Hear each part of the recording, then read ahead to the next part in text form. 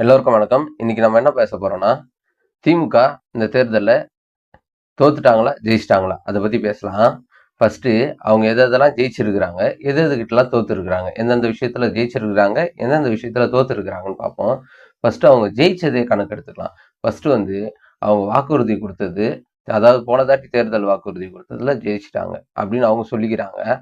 தேர்தல் வாக்குறுதியில பாதிக்கு பாதி நிறைவேத்தாம அவங்க தோல்விய சந்திச்சே போயின்னு இருக்கிறாங்க. 2வது சட்டம் ஒழுங்கு பிரச்சனை. இந்த டிஜிபி ரெகுலர் டிஜிபி போடாம சட்டம் ஒழுங்கு பிரச்சனை எவ்வளோ கேடுகெட்டு போயிருக்குதுன்னு தெரியும். நம்ம டெய்லி நியூஸ் பார்க்குறோம். டெய்லி அங்க ஒருத்தர் கொல்லப்பட்டார், இங்க ஒருத்தர் கொல்லப்பட்டார், அங்க ஒரு பெண் சடலம் எடுக்கப்பட்டது, இங்க ஒரு பெண் சடலம் எடுக்கப்பட்டது, அப்புறம் அங்க ஒருத்தவங்களை வெட்டிட்டாங்க, இங்க ஒருத்தவங்களை வெட்டிட்டாங்க, அங்க ஜாதி கலவரம், இங்க மத கலவரம், இந்த கோயில்ல பிரச்சனை, அந்த கோயில்ல பிரச்சனை. ஒரு நாள் ஒரு நியூஸ் சேனல் பார்க்கறோம்னா ஒரு நாள் இந்த மாதிரி பிரச்சனை இல்லாத நம்ம நியூஸே ஒரு நாளை கடந்து கடந்து போக முடியல. இது வந்து நம்மளுக்கு வாடிக்கையே ஆகிப்போச்சு. ஏன்னா இது ஃபர்ஸ்ட்லாம் ஒரு ஒரு பெண் சடலம் அங்க எடுக்கப்பட்டது அப்படின்னு சொன்னோம்னா அதை வந்து பார்க்கும் போது நமக்கு அதிர்ச்சியா இருக்கும். எப்படின்னா தமிழ்நாட்டுல எப்பயுமே நடக்காத ஒரு விஷயம் நடந்த மாதிரி அதிர்ச்சியா இருக்கும். இப்ப பாத்தீங்கன்னா இங்க ஒரு சடலம் கண்டுபிடிச்சிருக்கிறாங்க, அங்க ஒரு சடலம் கண்டுபிடிச்சிருக்கிறாங்கன்னும் போது நமக்கு அது வாழ்க்கையில இயல்பாகிட்டாங்க. எப்படி இயல்பாகிட்டாங்கன்னா அது ஆமா இன்னைக்கு ஒருத்தவங்க கண்டுபிடிச்சிருக்கிறாங்க போல இருக்குது அப்படின்ற மாதிரி. அதாவது டெய்லி இட்லி சாப்பிட்ற மாதிரி, தோசை சாப்பிட்ற மாதிரி, டிஃபன் சாப்பிட்ற மாதிரி, அந்த மாதிரி விஷயங்களை நமக்கு வந்து காதுல கேட்டு கேட்டு கேட்டு புளிச்சு போச்சு. இது வந்து நம்ம இயல்பா எடுத்துக்க ஆரம்பிச்சிட்டோம். இந்த மாதிரி இருக்கிறது ஒரு ஒரு மாநிலத்துக்கு நல்லதா? சொல்லுங்க பார்ப்போம். அடுத்தது பாத்தீங்கன்னா ஊழல் பிரச்சனை. ஊழல் வந்து ஊழல் இருக்குதுன்னு சொல்லிட்டு இடி வந்து நோட்டீஸ் கொடுக்குது லஞ்ச ஒழிப்புத்துறைக்கு. லஞ்ச ஒழிப்புத்துறைய கடமையை ஒரு அதிகாரியோ, ஒரு அரசியல்வாதியோ, ஒரு எம்எல்ஏவோ, ஒரு எம்பியோ, ஒரு மந்திரியோ, முதலமைச்சரோ யாரா இருந்தாலும் சரி, அவங்க வந்து ஒரு ஊழல் பண்றாங்க, அவங்க பதவியை பயன்படுத்தி ஒரு அவங்க பதவியை பயன்படுத்தி ஒரு காசு வாங்குறாங்க மக்கள்கிட்ட இருந்து அப்படின்னா அதை பிடிக்க வேண்டியதோ அது மேல நடவடிக்கை எடுக்க வேண்டியதுதான் லஞ்ச ஒழிப்புத்துறையோட கடமை. ஆனால் லஞ்ச ஒழிப்புத்துறை என்ன பண்ணுது? அமைச்சர்களை காப்பாத்துறதுக்கு, முதலமைச்சரை காப்பாத்துறதுக்கு, அந்த மாதிரி பதவியில இருக்கிறவங்களை காப்பாத்துறதுக்காகவே இவங்க கேஸே போட மாட்டாங்க. ஏன்னா இவங்க எஃப்ஐஆர் போட்டாங்கன்னா உடனே இடி வந்து உள்ள வந்துடும். அதான் மத்திய அரசு புதுசா கொண்டு வந்திருக்கிற சட்ட பிரகாரம் ஒரு எஃப்ஐஆர் வச்சு இடி உள்ள வரலாம், சிபிஐ வர முடியாது, இடி உள்ள வரலாம். இந்த மாதிரி மத்திய அரசோட நிறுவனங்கள் உள்ள வந்துடும் சொல்லிட்டு இவங்க எஃப்ஐஆர் போடுறதுக்கு இவ்வளவு தயக்கம் காட்டுறாங்க. தயக்கம் காட்டுறது இல்ல, இவங்க எஃப்ஐஆரே போட மாட்டாங்க. இது கோர்ட்டே உள்ள வந்து நீங்க எஃப்ஐஆர் போடுங்க அப்படின்னாலும் அதையும் தாமதப்படுத்துவாங்க. இதுதான் வந்து இந்த திமுக ஆட்சியோட வெற்றி. வெற்றி பாத்தீங்களா? எவ்வளவு பெரிய வெற்றி. இது வெற்றி நான் சொல்ல முடியும், தோல்வின்னு தான் சொல்ல முடியும். இவங்க இந்த மாதிரி ஆட்சி நடத்தின்னு இருக்கிறாங்க. இந்த பினான்சியல் எடுத்துங்க. அவரு பிடிஆர் தியாகராஜன் இருக்கும்போது ஓரளவுக்கு நிதி வந்து மேலாண்மை பண்ணிட்டு இருந்தாரு. அவரு எவ்வளவு பெரிய நிதி மேலாண்மை படிச்சுட்டு இங்க வந்திருக்கிறாரு. அவரு நிதியை மேலாண்மை பண்ணிட்டு இருந்தாரு. அவரு இந்த குடும்பம் பண்ண ஒரு லஞ்சத்தை, ஒரு ஊழலை வெளியே சொல்லிட்டாருன்னு அந்த பதவியில இருந்தே அவரை தூக்கி எறிஞ்சிங்க. அமைச்சர் கேடரார்ல அவரை தூக்கின்னு போய் லாஸ்ட்ல உட்கார வச்சு அவருக்குரிய மதிப்பே கெடுத்துட்டீங்க. அதுவும் இல்லாத உங்களுக்கு யார் எசவா இருக்கிறாங்களோ அவங்கள வந்து அந்த இடத்துல உட்கார வைக்கிறீங்க. மந்திரிங்கன்னு பாத்தீங்கன்னா உங்களுக்கு யாரு அதிகமா சம்பாரிச்சு கொடுக்குறாங்களோ அந்த மந்திரிங்களை நீங்க வந்து முக்கியமா வச்சுக்கிறீங்க.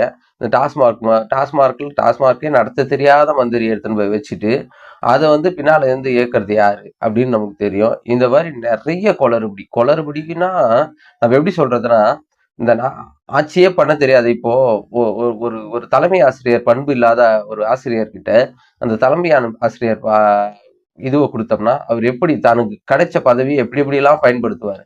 அதாவது நல்ல முறையில இல்ல, ஒரு கட்டுக்கோப்பு இல்லாம பயன்படுத்துவார். அந்த மாதிரி கட்டுக்கோப்பு இல்லாம பயன்படுத்தின்னு இருக்கிறாரு இப்போதைக்கு முதலமைச்சர். இன்னும் வாங்க அவங்க சில விஷயங்களை ஜெயிச்சிடலாம், அதாவது இந்த தேர்தலில் ஜெயிச்சிடலாம் அப்படின்னு சொல்லிட்டு நிறைய ஸ்ட்ராட்டஜி அதை யூஸ் பண்றாங்க. அந்த என்னென்ன ஸ்ட்ராட்டஜின்னு அதை பார்த்துடலாம். நம்ம தெருக்கு ஒரு குப்பை தொட்டி வச்சிருப்பாங்க. அந்த மாதிரிதான் ஒரு குப்பை தொட்டியில வந்து எதை போடுவாங்க? நம்ம குப்பை தொட்டியில வந்து வேஸ்ட் ஆன பொருளை, நம்ம வீட்டுல கழிவுகளை எடுத்துன்னு போய் குப்பை தொட்டில போடுவோம். அந்த மாதிரிதான் இப்ப என்ன பண்றாங்கன்னா, யார் யாரெல்லாம் இந்த அரசியல்ல அனாதையா இருக்கிறாங்களோ, இல்ல யார் யாரெல்லாம் இந்த அரசியல்ல ஒரு மக்களாக புறக்கணிக்கப்பட்டாங்களோ அவங்க எல்லாம் தூக்கின்னு வந்து உள்ள சேர்த்துக்கிட்டு, அதாவது குப்பை தொட்டியில குப்பை அதிகமா சேர்ந்துருச்சுன்னு பெருமைப்படுற ஒரு கட்சி வந்து யாருன்னு நீங்களே தெரிஞ்சுங்க. அந்த மாதிரிதான் தேமுதிகவை தூக்கி உள்ள வச்சுக்கிறது. நான் தேமுதிக கட்சி, அதாவது விஜயகாந்த் அவர்களை பத்தி தப்பா சொல்லல. இப்போ அவங்க எடுத்திருக்கிற நிலைப்பாடு தவறான நிலைப்பாடு. அதை பத்தி சொல்றேன். அவங்க வந்து என்னென்ன பேச்சு பேசிட்டு இப்போ வந்து என்ன காரணத்துக்காக திமுகல போய் சேர்ந்திருக்கிறாங்க. அந்த மாதிரி ஒருத்தர் தான் ஓபிஎஸ். ஓபிஎஸ் அவர் வந்து தன்னோட பதவிக்காக அவர் எந்த எல்லைக்கும் போவார். அவர் வந்து பிஜேபி கூட கூட்டணி பிஜேபி கூட கூட்டணி வைப்பாரு, தனித்து போட்டியிடுவாரு, அதிமுகல சண்டை போடுவாரு, அதிமுகலயே முதலமைச்சர் பதவியும் வாங்குவாரு. ஆனா அவருக்கு பதவி இல்லை அப்படின்னு யார் சொன்னாலும் சரி, அது முதலமைச்சர் சொன்னாலும் சரி, எடப்பாடி பழனிசாமி சொன்னாலும் சரி, மோடி அவர்கள் சொன்னாலும் சரி, அதெல்லாம் எனக்கு அவ்வளவு கிடையாது. எனக்கு என் பதவியும் என் கம்பெனியும் தான் முக்கியம். அந்த 10,000 கோடி சம்பாரிச்சு வச்சுக்கிறேன், அதை காப்பாத்துறது தான் முக்கியம் அப்படின்னு சொல்லிட்டு இப்ப போய் 3 முறை முதலமைச்சரா இருந்த ஓபிஎஸ் இப்போ முதலமைச்சரா இருக்கிற ஸ்டாலின் அவர்களை சந்திச்சு அவர் முன்னிலையில திமுகல சேர்ந்திருக்கிறாரு. இது அவருக்கு பலமா பலவீனமா அப்படின்லாம் நம்ம பேச விரும்பல. தமிழ்நாட்டு மக்கள் புரிஞ்சுக்கங்க. யாரோட யாரோட ஆட்சியில யார் எப்படி நடந்துக்கிறாங்க. பணம் இருந்தா யார வேணாலும் நீங்க வாங்கிடலாம். அதாவது ஒரு எதிர்கட்சியில முதலமைச்சரா இருந்தவரே அவங்க பணம் கொடுத்து வாங்கியிருக்கிறாங்கன்னா, இல்ல பதவியை காட்டி கூப்பிட்டு இருக்கிறாங்கன்னா, அவர் அவ்வளவு வீக்கா இல்ல இவங்க அவ்வளவு ஸ்ட்ராங்கா பணத்துலன்னு தெரியல. இதுலயே அவங்க வந்து ஜெயிச்சுட்டாங்க. அதாவது குப்பையை தாங்கிட்ட சேர்த்துக்கிறதுல ஜெயிச்சுட்டாங்க அவங்க. அடுத்து திரு சவுக்கு சங்கர், திரு மாரிதாஸ், அப்புறம் வந்து சாட்டை துரைமுருகன் இவங்க போன்றவங்களை அடக்கி வச்சிருந்தாங்க. ஃபெலிக்ஸ் அவர்களையும் அடக்கி வச்சிருந்தாங்க. இந்த மாதிரி பத்திரிகையாளர்களையும் யூடியூபர்களையும் அடக்கி வச்சிருந்த இவங்க வந்து சவுக்கு சங்கர் விஷயத்துல கொஞ்சம் இல்ல நிறையவே ஒரு முயற்சி எடுத்து அவரை முடக்கிட்டாங்க அப்படின்னே சொல்லலாம். ஏன்னா தேர்தல் வரணும் அவரோட வாய்ஸ் வந்து வெளியே வராத அளவுக்கு பண்ணிட்டாங்க. அவர் டீம்ல இருந்த மொத்த பேரையும் தூக்கி உள்ள வச்சுட்டாங்க. அவர் கேமரா பர்சன்ல இருந்து கூட கோ ஆங்கரா இருந்த நிதிஷ்ல இருந்து அந்த கம்பெனில இருந்து வெளியே போன லியோல இருந்து எல்லாரையும் தூக்கி உள்ள வைக்கிறாங்க.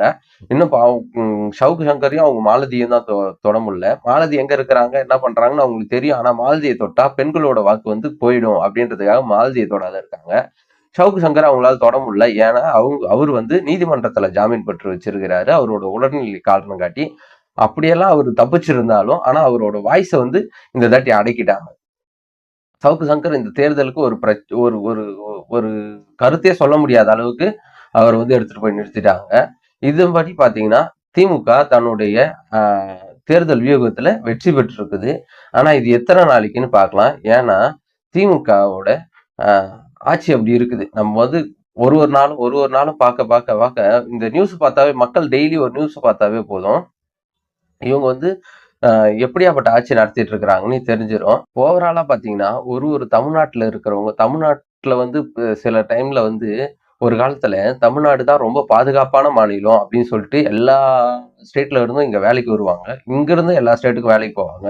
தமிழர்கள்னா அவ்வளோ பண்புடையவங்க அப்படின்னு சொல்லிட்டு இருந்த மாநிலத்தை இன்னைக்கு வந்து இந்த குடி, கஞ்சா, அப்புறம் போதைப் பொருட்களை யூஸ் பண்ணி இவங்க வந்து ஒரு குட்டிச்சோரான மாநிலமா மாத்திட்டாங்க. இந்த 4-5 வருஷமா இந்த 5 வருஷத்துல எவ்வளவு குற்றங்கள் எவ்வளவு இது எல்லாமே காரணம் இவங்கதான். ஒரு ஆட்சியாளருக்கு தெரியாம ஒரு விஷயம் நடக்கவே நடக்காது. ரவுடிசம், போதை மருந்து இந்த மாதிரி வச்சிருக்கிறவங்க தான் இப்போ திமுகல இருக்கிறாங்க. அது இப்போன்றில்ல எப்பயுமே அது திமுக தொடங்கப்பட்ட ஆண்டுல இருந்து அவங்களுக்கு பொறுத்த வரணும் அநாகரிகமான அரசியல், அப்புறம் ஒரு ரவுடிசமான அரசியல். அவங்க திமுக காரன் இருந்தானாவே அந்த இடத்துல போறதுக்கே பயப்படுறவங்க தான் இருக்கிறாங்க மக்கள்.